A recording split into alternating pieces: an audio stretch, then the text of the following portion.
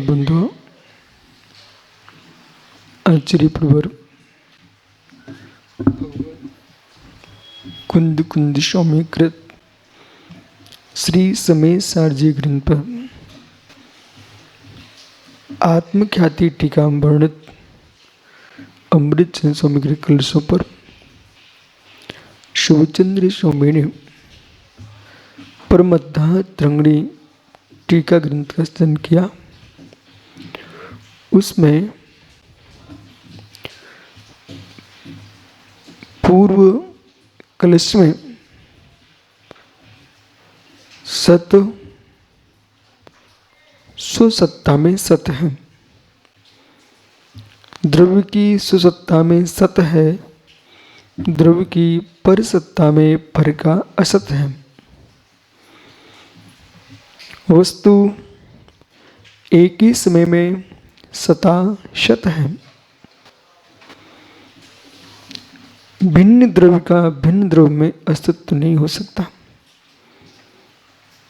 मिश्र होना भी पररूपता नहीं है, मिश्र होने पर भी पररूपता नहीं है। कितने ही द्रव्य मिश्रित हैं पर रूप नहीं है। पुद्गल पुद्गल में भी अन्योन्य भाव होता है। पुद्गल की पर्यायों में एक अष्ट धातु की प्रतिमा अथवा अष्ट धातु का कड़ा, उसमें स्वर्ण भी है, रजत भी है, ताम्र भी है, पीतल भी है, अनेक धातु उसमें मिश्रित हैं। मिश्रण अवश्य है, लेकिन एक धातु दूसरे धातु रूप नहीं है। ऐसी आत्मा अनादि से कर्मों से मिश्रित है। अनादि संबंधित च, संबंध अनादि का है। वो अनादि का संबंध होने पर भी वह संबंध ही है, बंध ही है, परंतु जिससे संबंध है, जिससे संबंध है उससे संबंध है, एकत्व नहीं है। जीव कभी पुद्गल नहीं हो सकता, पुद्गल कभी जीव नहीं हो सकता। व्यवहार का दृष्टिकोण और परमार्थ का दृष्टिकोण प्रतिशय में मोक्ष को समझना चाहिए। व्यवहार में जो दिख रहा है वही है, परमार्थ का निर्णय होना चाहिए, वह नहीं हो। व्यवहार में, देश में, राष्ट्र में, विश्व में सबसे मिलके आपको व्यवहार निभाना पड़ता है। फिर भी तुम्हारे मस्तिष्क में रहता है ब्राह्मण ब्राह्मण है, क्षत्रिय क्षत्रिय है, वैश्य वैश्य है, शूद्र शूद्र है। चारों वर्णों में तुमको भेद दिख रहा है। व्यवहार से सामाजिक एकता होना चाहिए, मानवता के नाते एकता होना चाहिए, लेकिन अपने वंश धर्म का लोप नहीं करना चाहिए। व्यवहार से तुम एक बन के नहीं रहोगे तो लोक में तुम जी नहीं सकते। हर व्यक्ति को हर व्यक्ति से काम पड़ता है। गरीब को भी धनिक से काम पड़ता है, तो धनिक को भी गरीब से काम पड़ता है। और ऐसे ही देश चलता है, व्यवहार ऐसे चलता है। ऐसा नहीं है जो हीन है उनको तुम्हारे काम में नहीं आते।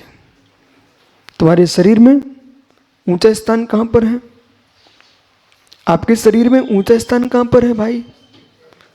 मस्तिष्क, ये ऊंचा है ना? ऊंचा है। तिलक कहाँ लगता है? माथे पर हो है मस्तिष्क, तुम तिलक लगवा रहा है। जगह जगह पहुंच करके तिलक तुझे लगता है, पर मस्तिष्क को पैरों का सम्मान रखना चाहिए। ये पैर न चलते तुम पहुंचे कैसे हो? स्वाद कहां से लेते हो? कंठ से। ग्रहण कहां से करते हो? मुख से। परंतु मुख से कहना तू चिंता मत कर, भले मल स्थान मलिन हो,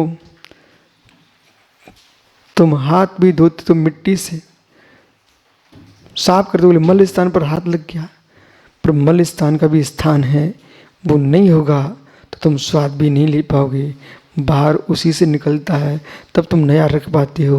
वो मल स्थान भी तुम्हारे शरीर में है कि नहीं, तुम्हारे शरीर का अंग है कि नहीं है। ऐसे समाज में शूद्र हैं, क्षुद्र लोग हैं, शूद्र हैं, ये सबका भी स्थान है। आप ऐसा नहीं है कि वो स्पर्श के योग्य नहीं है इसलिए उनका स्थान नहीं है, उनका भी स्थान है। जैसे शरीर में तुम्हारे पैर हैं, उनका भी स्थान है, शौच स्थान है, मूत्र स्थान है, सबका अपना अपना स्थान है। इसी प्रकार से चारों वर्णों की आवश्यकता है, वो अपने हिसाब से व्यवहार चलाएं। जो हम परमार्थ की दृष्टि से देखते हैं, व्यवहार में सब स्वीकार है, परमार्थ के पास जाएंगे तो ज्ञानी न सिर में हूं, न पैर में हूं, न नाक में हूं, न कान हूं, न अंग हूं, न उपांग हूं, नंगम न संगम, हीनम न दीनम, चिदानंद रूपम, नमो विहितरागम। नहीं अंग है ना संग है, उपांग भी नहीं है, अंग भी नहीं है, उपांग भी नहीं है। अब यहां समय सार जैसे तत्व को समझते समय प्रज्ञा बहुत पवित्र होना चाहिए। ये समय सार, ये द्रव्यानुयोग पागलपन के लिए नहीं है,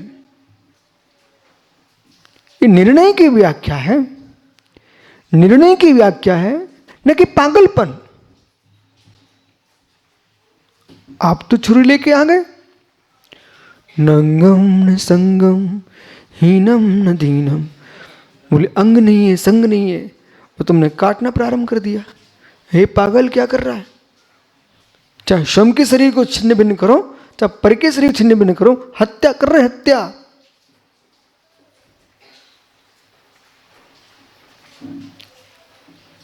तो मैं हूं नहीं हूं समझ, ये ममत्व का स्थान नहीं है।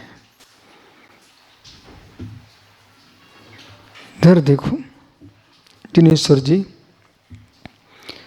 आजकल पाइप लाइन से खेतों में पानी दिया जा रहा है। पहले मोटे पाइप चलते थे, अब वो भी बंद हो गए। अब तो पतली सड़कों से जहाँ पौधा वहीं उसका छेद खोल देते आप, जड़ों में पानी जा रहा है, एक एक बूंद टपकता रहता, पानी की बर्बादी बच रही ना। आइए हे मित्र, पाइप लाइन है, सड़क है, वो पानी नहीं है। सड़क है, वो पानी नहीं है, लेकिन सड़क के अंदर पानी, पाइप है, वो पानी नहीं है नको, वो पानी नहीं है, लेकिन उसके अंदर पानी है। तुम्हें खेत में पौधे के पास तक पानी लेके जाना है तो सड़क को काट के फेंक देना चाहिए, पहुंच जाएगा पानी। जैसे सड़क को काट के नहीं फेंकते हो, नष्ट नहीं करते हो, उसको सुरक्षित रखते हो। किसान खेत में सुबह शाम घूमने जाता है, बहुत सारे काम नहीं, ये भी काम करके आता है कि कहाँ की पाइपलाइन टूटी है कि कहीं की सही है। बराबर मालूम चला कि पाइप कुएं का पानी तो चल रहा है, परंतु जा और कहीं रहा है। बराबर इसी प्रकार से जैसे सड़क पानी नहीं है, सड़क में पानी होता है, ऐसे शरीर आत्मा नहीं है। शरीर आत्मा नहीं है, पर शरीर में आत्मा है। सड़क के तोड़ने से पानी बिखर जाएगा। ऐसे शरीर के नष्ट करने पर आत्मा को कष्ट होता है, प्राणों का अंत हो जाएगा, हत्या का दोष लगेगा। इसलिए द्रव्यानुग को समझते समय विवेक सीखना पड़ेगा। बोले आत्मा अलग है, शरीर अलग है, लोग छिन्न भिन्न कर दूं? नहीं नहीं नहीं नहीं, हत्या हो जाएगी, हत्या। छिन्न भिन्न नहीं करना। व्यवहार नए से मिश्र को भी स्वीकार कीजिए, औदिक भाव को स्वीकार कीजिए, सूक्ष्म भाव को स्वीकार कीजिए, उपसम सूक्ष्म भाव को स्वीकार कीजिए, छायिक भाव को स्वीकार कीजिए। पारणामिक का विनाश नहीं होता। पारणाम का विनाश नहीं होता। ध्यान का ध्येय बनाना चाहिए। माताओं समझ में आ रहा मैं क्या बोल रहा हूं? निज की आत्मा को ध्यान का ध्येय बनाइए। निज की आत्मा को ध्यान का ध्येय बनाइए। निज की आत्मा को ध्यान का ध्येय बनाइए। निज की आत्मा को ज्ञान का गेय बनाइए। पर ज्ञान का गेय, ध्यान का ध्येय, जैसे पात में रखा द्रव्य, आधार आदेश संबंध, स्वर्ण पात्र में कोई उत्कृष्ट वस्तु रखी है, अथवा कांच के पेटी में स्वर्ण आभूषण रखे हुए हैं, तो आभूषणों की रक्षा करना चाहिए कि पेटी की भी।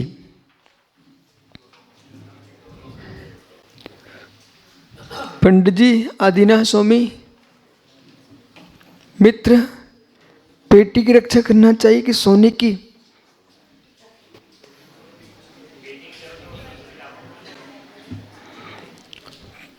है मित्र, जिसमें सुरक्षित है उसकी भी रक्षा करना चाहिए और सोने की भी।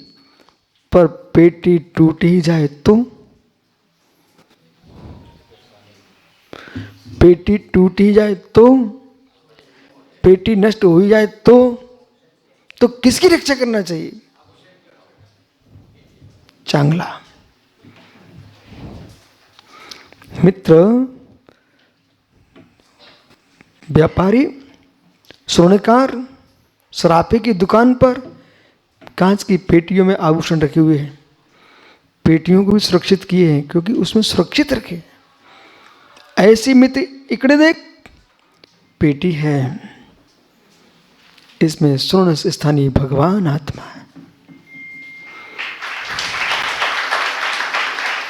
ये पेटी है, भगवान आत्मा इसके भीतर है। अहो ज्ञानियों, रत्नात्रय की आराधना इसी से होगी। इसलिए देह की रक्षा करना चाहिए व्यवहार से।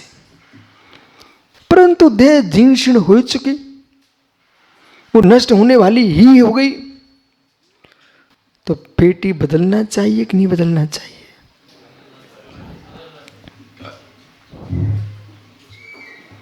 जैसे मित्र जीर्ण शीर्ण पेटी हो जाए तो स्वर्णकार अपने आभूषणों को तो निकाल लेता है, पेटी बदल देता है। जब टूट ही रही है तो क्या कर सकते हैं? ऐसे ये 190 साल का हो गया शरीर, जीर्ण शीर्ण हो गया, अब ये बचने वाला है ही नहीं है, तो नष्ट होने वाला है ही। जब है ही तो मित्र धीरे से अपने आभूषण उठा के निकाल लेना चाहिए और पेटी को छोड़ देना चाहिए। इसी का नाम है समाधि मरण। संलेखना, रक्षा करना चाहिए। जब देखा कि अब सुरक्षित हो ही नहीं रहा है, तो अपने रत्नात्रय सहित आत्मा को सुरक्षित करके इस देह से निकल जाना चाहिए। यह समाधि मरण।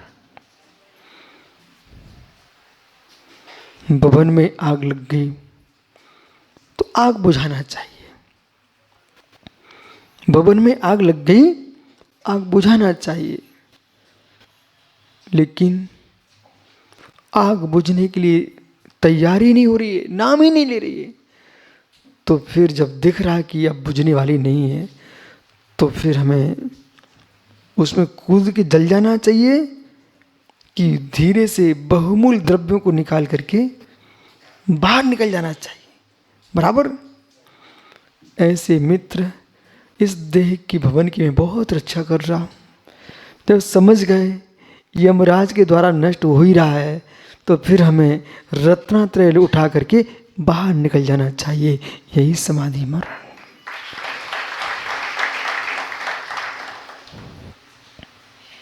मध्य प्रदेश में टीकमगढ़ में कल एक बहुत बड़ी घटना घट गई।